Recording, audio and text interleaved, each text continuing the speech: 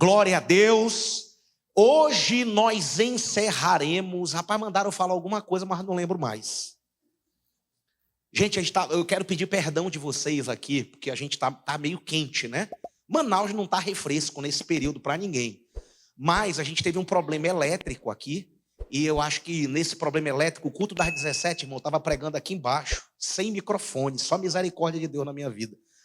Sem ar, sem nada, estava sem energia aqui, e nesse vai e volta de energia, eu acho que um ou mais ar-condicionado tiveram defeito. Por isso que a gente está sentindo um calor maior hoje, mas a gente vai resolver nessa semana. Se você está sentindo calor, volta na semana que vem para você descobrir que não é tão quente quanto parece que é. Você vai ver que semana que vem vai estar mais friozinho. A gente teve problema ainda agora aqui. Amém, gente? Glória a Deus. Pessoal, hoje nós estamos finalizando a nossa série de mensagens que tem por tema Sou filho, uma pergunta, ou sou filho, uma afirmação alegre, contagiante, profunda e convicta, né? O que vem na sua mente quando a gente trata desse tema, quando fala de filho, quando fala de pai, né? Qual é a tua experiência quando fala sobre paternidade biológica? E provavelmente reflete muito na sua visão em relação a Deus, a sua influência na paternidade biológica, né?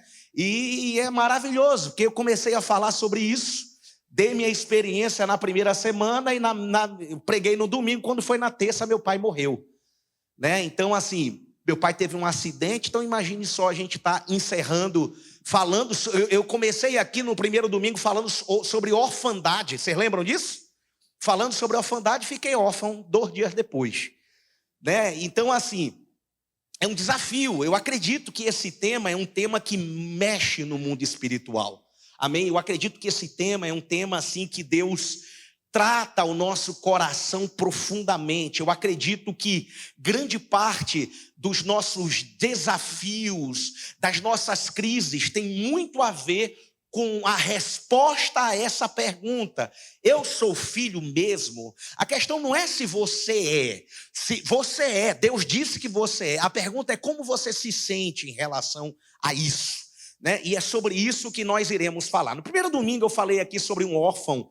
Eu falei sobre a raiz da orfandade que começou em Lúcifer no céu. Falei sobre Mefibosete, né? Semana passada o pastor Edson falou aqui sobre o filho pródigo, né? Mas o pastor Edson levou para a questão do filho pródigo, para a questão da família biológica. Hoje eu vou tratar dentro do mesmo texto do filho pródigo, mas eu vou tratar sobre a mentalidade de órfão dos filhos, né? A gente vai ver que haviam 2 filhos numa casa com uma mentalidade de órfãos. E talvez essa mentalidade de órfão que estava no coração do filho pródigo e do filho mais velho, talvez sejam coisas que nós carregamos no nosso coração e o Pai quer tratar conosco nessa noite. Diga amém. Glória a Deus. Vamos aqui ler o texto de Lucas, capítulo 15, vamos ler o versículo 22, coloca para mim, meu filho, por favor, só para a gente embasar. Não, vou fazer o seguinte, eu não vou ler não, vamos lá. Quem aqui não conhece a história do filho pródigo, levanta a mão. Pastor, não conheço a história do filho, não conhece, beleza, vou explicar para você. Tem mais alguém além dele que não conhece a história do filho pródigo? Vamos lá, a história do filho pródigo está registrada no Evangelho de Lucas, capítulo 15, o 3º livro do Novo Testamento. Tá? Está lá. O que é a história do filho pródigo? Jesus conta uma história falando sobre paternidade. Ele fala sobre um pai que tinha 2 filhos, o mais novo e o mais velho. O mais novo disse assim, olha, pai, eu quero a minha parte da herança, porque eu quero tocar a minha vida. E o pai pega a herança e divide entre os 2 filhos, o mais novo e o mais velho. O mais novo pega a sua herança, vai viver numa terra distante, torra tudo que tinha, desperdiça tudo, fica na pior, e ele volta para a casa do pai. Ele virou literalmente um mendigo, se alimentava com comida de porco. E aí ele decide voltar para a casa do pai. E quando ele decide voltar, a cabeça dele era que ele queria pelo menos um emprego. Ele jamais imaginou que o pai o receberia como um filho. Ele queria um emprego. Eu vou voltar para a casa do meu pai, eu fiz besteira, não era para me ter feito isso, vou voltar para lá, vamos ver se eu arrumo pelo menos um emprego. E ele foi surpreendido pelo pai. Quando ele volta, o pai, além de recebê-lo como filho, ainda faz uma festa para celebrar a sua volta. E o triste da história é que quando o irmão dele viu que ele voltou, em vez de se alegrar, porque o irmão, ninguém sabia se estava vivo ou se estava morto, o irmão fica revoltado, porque aquele irmão voltou e foi recebido com festa. Então a história é sobre isso do filho pródigo. Deu para todo mundo entender, para todo mundo estar na mesma página. Mas vamos lá. Hoje nós vamos falar, olhando para a vida desses dois filhos, nós vamos ver sobre alguns sinais de orfandade no coração desses filhos e que podem estar fazendo parte do nosso coração. Coloca para mim Lucas capítulo 15, versículo de número 12. Lucas capítulo 15, versículo de número 12. Está escrito assim: o mais novo disse ao seu pai. O que ele disse, gente? Quero a minha parte da herança. Assim ele repartiu sua propriedade entre eles. Gente, todo mundo aqui sabe que herança é um direito que só é adquirido pós-morte, sim ou não? Enquanto o pai está vivo, os bens pertencem a quem? Ao pai, né? Só vira a herança, só passa a ser direito dos filhos uma vez que o pai morre. Então assim, eu vejo aqui nesse texto o primeiro sinal de orfandade no nosso coração que a gente pode detectar aqui é que o órfão valoriza mais as coisas do pai do que a pessoa do pai. Aquele filho jamais celebrou, jamais desfrutou da presença do pai. Aquele filho nunca construiu relacionamento com o pai. Aquele filho, ele sempre teve interesse nas coisas do pai. Ei, gente, eu quero que você entenda que Deus tem muitas coisas boas. Deus tem uma herança para todos os seus filhos e herança é direito de filho. Diga amém. Agora, mais importante do que herança é a presença do pai. Mais importante do que herança é o relacionamento com o pai. Então não troque as coisas. É muito importante você entender isso. A gente vê na vida desse filho egoísmo. Alguém que só pensava em si. Ele disse, eu quero a minha parte. Em nenhum momento ele pensou no coração do pai. Em nenhum momento ele pensou que ele estava dizendo, pai, para mim era melhor te ver morto. Era assim que ele estava agindo. Ele estava agindo como se o pai tivesse morrido. Em nenhum momento ele pensou no seu irmão mais velho. Foi o pai que disse, olha, eu vou repartir entre você e o seu irmão. Então era alguém extremamente egoísta, só pensava em si. Cobiçava aquilo que não conquistou e não estava pronto para administrar. Isso me lembra de Lúcifer, né? Ele disse, eu subirei, eu serei semelhante ao Altíssimo, eu quero ser igual ao Pai, eu quero ter o que é do Pai. E a gente vê esse coração que é um sinal de orfandade. Outra coisa que a gente vê, quando ele pega a parte da herança que o seu pai, por bondade e graça, decide dar para ele. A Bíblia vai dizer no versículo de número 13, coloca o texto aqui, por favor. Não muito tempo depois o filho mais novo reuniu tudo que tinha e foi para onde, gente? Foi para onde? Uma região distante. Diga comigo, região distante. Escute, irmãos, todo órfão sempre busca locais de fuga e isolamento. Ele gosta de lugares distantes. Nenhum homem, nenhuma mulher emocionalmente e espiritualmente saudável vive de maneira isolada. Todo homem e toda mulher, Deus nos fez para a comunhão. Ele disse, olha, Deus faz com que o solitário habite em família. A gente acabou de viver uma experiência de isolamento. E quantas pessoas você percebeu que no meio desse isolamento, da pandemia que a gente enfrentou, virou o fio por causa do isolamento e nunca mais conseguiu retornar à vida normal? Sabe por quê? Porque nós não fomos feitos para o isolamento, nós fomos feitos para os relacionamentos. Deus tem uma família para você, Deus tem um lugar de pertencimento para você. Ei, não, você pode ser bom pra caramba, você pode ser muito capaz, mas você nunca vai ser completo e pleno se você não tiver pessoas para celebrar junto de você. O que adianta chegar no topo e você não ter ninguém para celebrar a sua conquista? Ei, gente, a vida não é somente sobre você, a vida é sobre você e as pessoas. É sobre relacionamento. Quem está me entendendo, diga amém. Então a gente vai ver ali aquele filho pródigo. Primeira coisa que ele pega, quando ele pega seus bens, ele vai viver de maneira isolada. Ele queria distanciamento, ele queria viver longe do pai. É o mesmo coração que a gente vê de Adão e Eva. Lembra quando Adão e Eva pecaram? Primeira coisa que eles fizeram, o pai veio para falar com eles na viração do dia. Eles disseram lá em Gênesis capítulo 3, do versículo 8 ao 10, olha, ouvimos os teus passos, tememos, tivemos medo e nos escondemos. O que faz a gente querer se isolar é o medo e a vergonha. A gente tem medo da exposição. A gente tem medo de se expor. E aí eles se isolam e isso é um sinal de orfandade. Outro sinal de orfandade, no versículo número 13, diz assim: o que aconteceu com ele nesse lugar distante, gente? O que ele fez? Lá desperdiçou os seus bens vivendo. Olhe para mim, como é que você tem vivido nesse lugar de isolamento?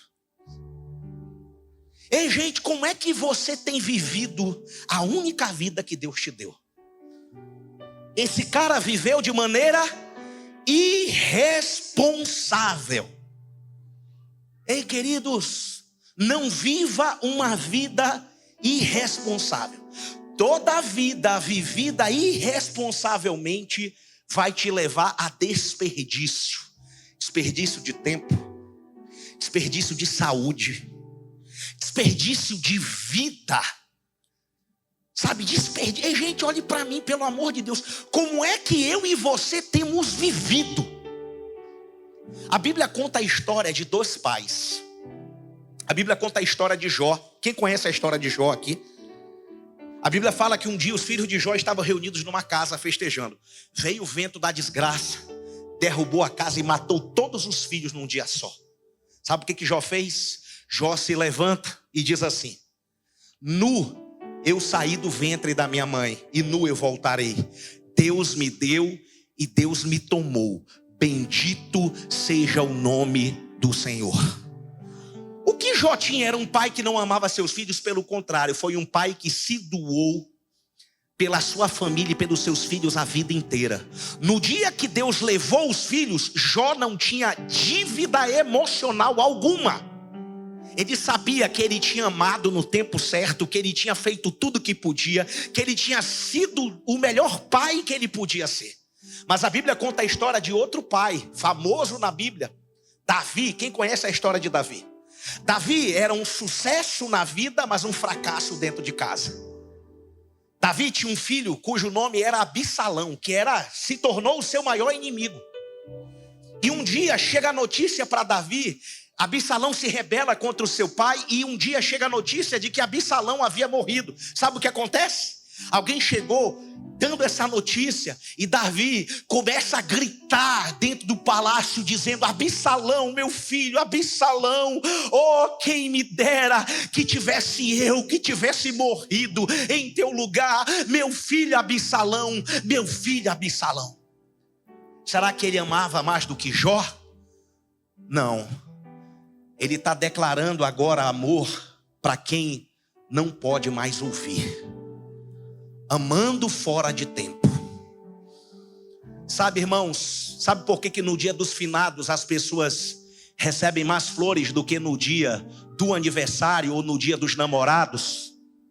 Porque infelizmente o sentimento de remorso é maior do que o sentimento de gratidão. Então é muito importante você ter isso no seu coração. Ei, olhe para mim, pelo amor de Deus. Não viver uma vida irresponsável é viver uma vida de desperdício. Um dia um homem, a Bíblia conta a história de um rico insensato. Ele disse: olha, eu vou acumular ainda mais, eu vou aumentar o meu celeiro, vou juntar ainda mais e vou dizer: olha, minha alma come, bebe, descansa, tu tá numa boa. Aí Deus fala para ele assim: ei, louco, ainda hoje te pedirão conta da tua alma, o que tu tens feito por ela. Olhe para mim. Ter sucesso em coisas que não são tão importantes é um grande fracasso. A Bíblia está cheio de história de reis. Tem 2 livros, o livro dos reis e de crônicas, que conta a história dos reis de Israel. E a maioria desses reis, o último registro deles era o seguinte: viveram tantos anos e partiram sem deixar de si saudades. Como é que você tem vivido? Ei, gente, o que é que vão falar no dia do teu funeral? Você pensa que você é o imorrível?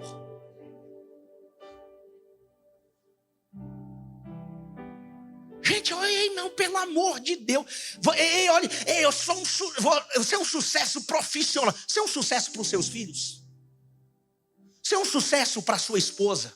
Você é um sucesso para o seu pai, para a sua mãe. Você é um sucesso do ponto de vista do céu. Gente, sucesso. Olhe para mim, não desperdice a sua vida para chegar lá na frente e dizer: cara, não valeu a pena. Não viva de maneira irresponsável. Quem está me entendendo, diga amém.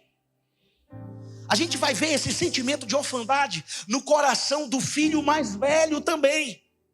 A gente vai ver Lucas capítulo 15, do versículo 25 ao 28, diz o texto.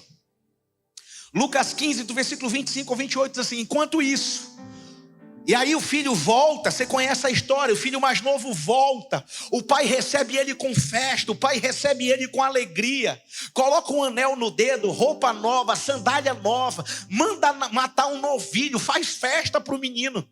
E aí quando o filho mais velho enquanto isso o filho mais velho estava no campo, vamos lá, leia comigo. Quando se aproximou da casa, o que ele ouviu, gente?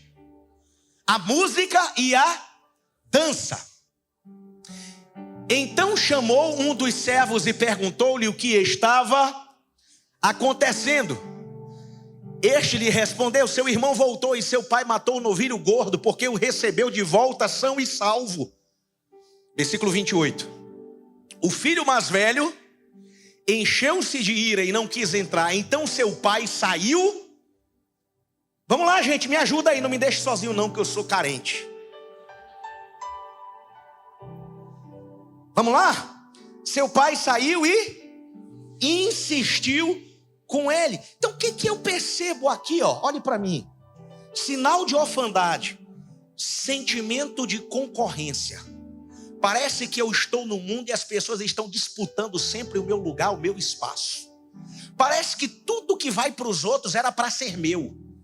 Gente, quando a música e a dança dos outros incomoda você, é um sinal de orfandade no seu coração. Quando a música e a festa do outro te incomoda, é um sinal de alerta para você. Então preste muita atenção nisso. Outra coisa que a gente vê aqui no texto, coloca aqui o versículo 29 e 30. Versículo 29 e versículo 30 diz assim, ó. O pai diz isso, mas ele respondeu ao seu pai. O que ele disse, gente? Olha, todos esses anos tenho trabalhado como um escravo ao teu serviço. Nunca desobedeci tuas ordens. Tu nunca me deste nem um cabrito para eu festejar com os meus amigos. Mas quando volta para casa esse teu filho que esbanjou os teus bens com as prostitutas, tu matas o novilho gordo para ele. Gente, presta atenção. É interessante, né? Ele diz assim, ó. Todos esses anos eu tenho trabalhado como escravo para ti. Tu nunca me deste um cabrito para eu festejar com meus amigos. Quando este teu filho volta, a gente vê aqui, ó. Em nenhum momento a relação era de pai. Sim ou não, gente? Pai, o senhor. Não, é tu. Eu trabalho como escravo para ti. Sempre segui as tuas ordens. Esse teu filho. Gente, sabe o que eu aprendo aqui? Sinal da orfandade. Desconexão e falta de intimidade com o pai. Como é o teu relacionamento com o pai? Como é que é o teu relacionamento com o pai? Como é que é essa relação? Ele é teu pai. Você vê ele dessa forma. É muito importante. Essa desconexão é um sinal de orfandade no nosso coração. Qual tipo de orfandade espiritual que nos representa? Será que você nunca se sentiu filho? Será que você é um filho rebelde ou você é um filho religioso? É interessante o que ele diz, né? Eu nunca desobedeci uma ordem tua. Ou seja, eu mereço mais do que ele. Gente, olhe para mim. Deus, ele quer mudar o nosso coração. A gente vê aqui, que esse filho servia ao pai com uma mente de escravo. Ele disse: olha, esse tempo todo eu te sirvo como o quê, gente? Como escravo. Olhe para mim, por favor. Olhe para mim. Você, louvado seja Deus pelo serviço que você presta para Deus, amém? Mas mais importante do que a sua mão é o seu coração. Você lembra da história de Marta e Maria? Senhor, não te incomodas, eu estou aqui me matando. Jesus olha para Marta e diz assim: Marta, tu estás ansiosa por muitas coisas. Uma coisa só te basta. Maria escolheu a melhor parte, e isso não será tirado dela. Sabe qual é a melhor parte? Sentar aos pés de Jesus, ouvir a sua voz. A melhor parte é sentar com o Pai. A melhor parte é ir para os braços do Pai. Amém, gente? A melhor parte é o relacionamento. Ei, gente, olhe para mim. Olhe para mim. Mais importante do que qualquer trabalho que você possa prestar para Deus é o teu tempo com Deus. Que Deus te livre, que Deus nos livre de sermos escravos de Deus. Escravos do Pai. Eu te sirvo como escravo. Eu te sirvo como um escravo. Não. Quem está me entendendo, gente? Que o combustível do que fazemos seja o amor do Pai. Que a gente consiga transbordar isso. Que isso não seja pesado. Diga glória a Deus. Então, sinais de orfandade na vida do filho mais velho. Sabe o que a gente vê aqui? Sinais de orfandade. A gente vai ver, ele diz, olha o que ele diz, coloca lá o texto que a gente leu, esse último, meu filho, por favor. O próximo, acho que é o 30, coloca aí, por favor. Quando volta para casa esse teu filho que esbanjou os teus bens com as prostitutas, matas o novilho gordo para ele. A gente vê aqui, um desejo de punição. Ele era movido por justiça própria. Ei, tu não vai fazer nada não. Tu ainda dá uma festa para esse cabra safado. Esse cara não merece isso, eu sou melhor do que ele. Devia ser para mim. Gente, escute. Esse teu filho esbanjou. Ei, gente, olhe para mim. Muito cuidado com isso. Esse filho tinha uma incompreensão em relação à graça e o amor de Deus. Diga amém. E aí o pai diz para ele no versículo de número 31, coloca para mim, o pai diz para ele, disse o pai, meu filho, você está sempre comigo e tudo que eu tenho é seu. Outro sinal de orfandade no coração do filho mais velho, sabe o que é? Falta de reconhecimento.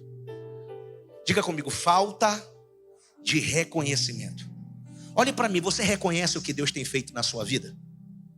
E na real, você celebra, você consegue enxergar de fato como a sua vida é boa? Você consegue enxergar a bondade de Deus na sua vida ou não? Ou você só consegue se doer por aquilo que você ainda não tem e não realizou ainda? Você consegue tirar o melhor daquilo que você tem? Deixa eu te fazer uma pergunta aqui. Qual é o maior sonho da sua vida? Pensou aí? Quem aí pensou? Levanta a mão, por favor. Pastor, o meu maior sonho é isso aqui. Você já pensou no seu maior sonho? Agora eu vou te fazer outra pergunta. Qual é a coisa ou a pessoa que você mais importante da sua vida que você tem hoje? Já pensou? Sim ou não? Isso aqui é o mais importante de tudo. Vou fazer uma pergunta para você. Quem aqui trocaria o maior sonho? Você trocaria para realizar o maior sonho e deixar de ter a coisa mais importante da sua vida? Quem aqui aceitaria fazer essa troca? Alguém aceita? Pastor, eu abro mão disso que eu tenho, que é mais importante para mim realizar esse sonho. Quem faria isso? Levanta a sua mão. Temos um que levantou.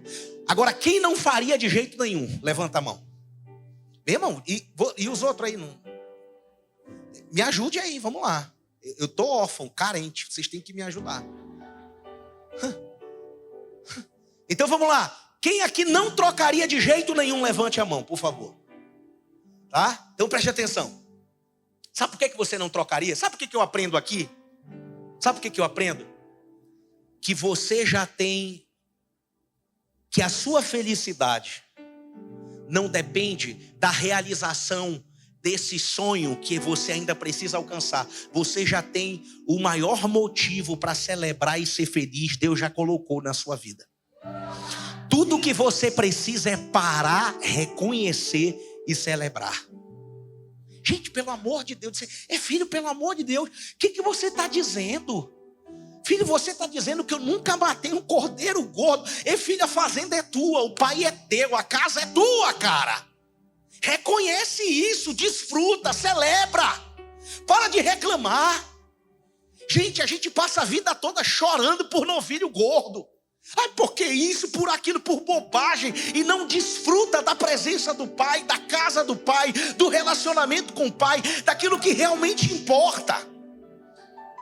Ei, gente, reconhecimento. Ei, Deus já te aceitou como filho. E você já reconheceu Deus como teu pai. Muito importante você entender isso. E aí, como é que esse filho, ele foi restaurado? Como é que a identidade, como é que a filiação desse filho foi restaurada? Coloca para mim Lucas 15, 17. Lucas capítulo 15, versículo 17 diz assim: caindo em si, o que ele disse? Quantos empregados de meu pai têm comida de sobra e eu aqui morrendo de fome? O que ele fez, gente? Caiu em... Essa é a melhor queda que existe. Quem cai em si, cai para cima. E demora, né? Demora. Já aconteceu de você ouvir uma coisa 1 milhão de vezes? Aí na 1 milhão e 1 você diz: esse cara estava assim, lascado, fazendo um monte de besteira, tudo errado. Aí, mas eu preciso voltar para a casa do pai. Do nada assim ele cai em si. Ei, irmão, olhe para mim. Tem gente aqui precisando cair em si. Dizer: meu amigo, que diabo de vida que eu estou vivendo? O que eu estou fazendo da minha vida? Gente, cair em si. Dizer: ei, meu amigo, você vai querer continuar vivendo assim até quando, hein? Você vai querer ficar vivendo desse jeito até quando? Pode não dar tempo. Esse cara caiu em si. Ele disse: cara, o que eu estou fazendo? Quando você cai em si, é o primeiro passo para a sua filiação, para a sua identidade como filho ser restaurada. Versículo 18, olha o que ele diz. Lucas 15, 18, ele disse: olha, eu me porei a caminho e voltarei para o meu pai, e lhe direi: pai, pequei contra o céu e contra ti. Sabe quando é que você é restaurado? A sua filiação é restaurada? Quando você faz o que precisa ser feito. Quando você engole o orgulho, a desgraça do orgulho. E você diz: eu vou fazer. Olhe para mim, por favor. Olhe para mim, por favor. O que é que você precisa fazer? Você precisa ligar para quem? Você precisa mandar mensagem para quem? Você precisa bater na casa de quem? Você precisa voltar aonde? Eu voltarei ao meu pai e lhe direi. Aonde é que você precisa voltar? O que é que você precisa fazer? Ei, irmão, qual foi a porta aberta que você precisa trancar? Qual é o ciclo que você precisa encerrar da sua vida? Pastor, eu tenho medo. Esse cara tinha medo. Tanto que a proposta dele disse: olha, eu não tenho nem coragem para pedir para o meu pai receber como filho. Eu vou pedir um emprego para ele. Você está com medo? As suas maiores vitórias estão depois do seu medo. Encare esse passado. Repare seus erros. Seja homem, seja mulher. Tenha atitude. Vença o egoísmo, vença o orgulho. O diabo mata você no orgulho. Deus resiste ao soberbo, mas ele dá graça aos humildes. Ei, gente, o teu casamento depende de um ato de humildade seu. A sua paz depende de um ato de humildade seu. E esse cara decide fazer isso, fazer o que precisava ser feito. Quem está me entendendo, diga amém. E aí, eu fico imaginando a mente desse filho. Ele foi com o discurso pronto. Se eu vou voltar para a casa do meu pai, e eu vou dizer, pai, ele vinha ensaiando, pai, eu pequei contra o céu e contra ti, eu não sou digno de ser chamado de teu filho, eu não vim aqui, eu não ouso pedir aqui pelo teu perdão, eu não quero morar contigo, eu quero só um emprego, me trata como um dos teus jornaleiros, eu quero um pequeno salário, eu quero recuperar pelo menos um pouco da minha dignidade. E ele volta para lá com aquele argumento ensaiado, dizendo, eu não mereço, eu não presto, eu não sirvo. E aí, quando ele chega, a gente vai ver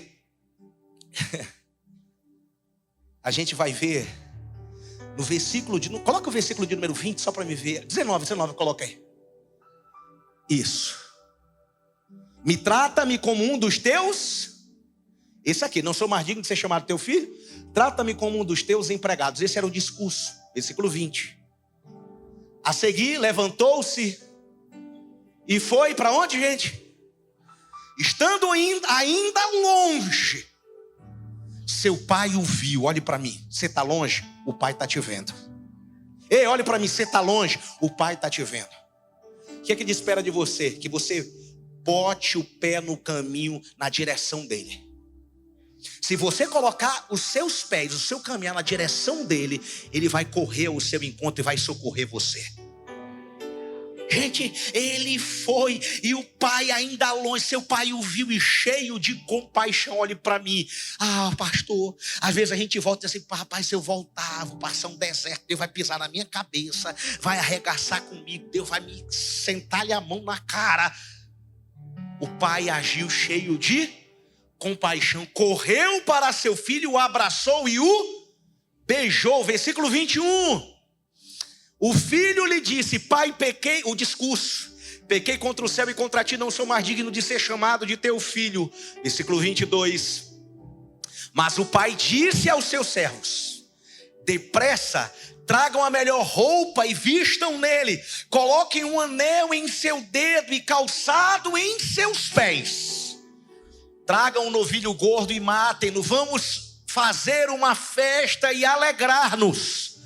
Pois este meu filho estava morto e voltou à vida, estava perdido e foi achado, e começaram a festejar o seu regresso.